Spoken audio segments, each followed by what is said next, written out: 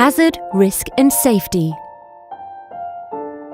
We all hear these terms on a daily basis. So-and-so a chemical, physical or a biological agent poses a risk. This or that product is a hazard, or behaving a certain way is unsafe.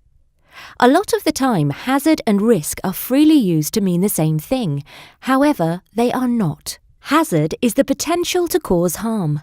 Risk, on the other hand, is the likelihood of harm in defined circumstances. But what does this actually mean? Let's look at two examples. First, potassium dichromate.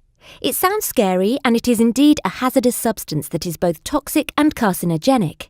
It is used in some cases to analyse exhaled breath for alcohol. For this purpose, it is sealed in a tube. Therefore, although it is intrinsically a hazardous substance, if used and managed as described, it presents little or no risk to people or the environment. Now, let's look at the opposite case. Flour would not be considered by many to be a hazardous substance.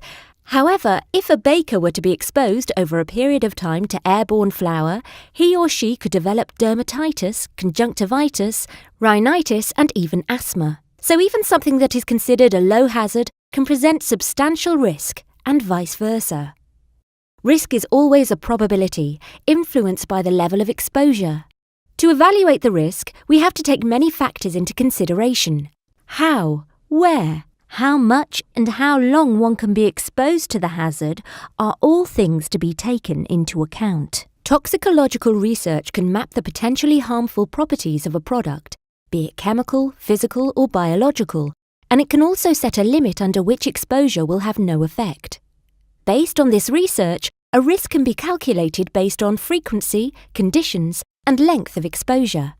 However, some types of risks are hard to quantify, either because of the complexity of a system, like in the case of climate change, or because we still lack some of the tools to measure it, like in the case of nanomaterials.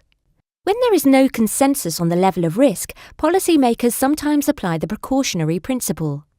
When sufficiently established elements suggest that an activity is seriously expected to potentially produce irreversible damage to health or the environment, measures should be taken even if the definite proof or the causal link is not yet formally established with absolute certainty. It is best to err on the side of caution. Nevertheless, the precautionary decisions should remain proportional to the potential but uncertain risk and be re-evaluated when new data become available. Indeed, the proportionality principle is and should be at the base of most legal thinking. Now, how can we manage a risk? Risk can thus be managed by limiting exposure to a danger and by the adoption of risk reduction measures. Prevention might be a better idea to reduce risk. For example, driving has been made safer by speed limits, the use of seatbelts, bumpers, airbags, driver assistance systems, etc. But what is considered safe? Acceptable safety levels greatly depend on where you are on the planet, culture, socio-economic criteria, and the sector. Similarly, the safety limit adopted for a pesticide like DDT has to be balanced with its importance in safeguarding health or food resources in some regions of the world. For each specific case, an acceptable safety level has to be determined. This is thus not only a technical but also a political decision. Even if the previous steps are logical, what is considered safe has to take into account the perception and acceptance of risk. These tend to be emotional and rational at the same time. For example, flying is commonly considered a greater risk than driving, although all statistics point to the contrary. Moreover, once a perception of risk sets in, it is very hard to change, even if all evidence points to the opposite. For example, fear can be fueled by debatable science and poor or even sensationalist interpretation of a study by the media. A very limited study that indicates that substance A could be harmful to mice and would merit further research quickly turns into a "Substance A kills" headline.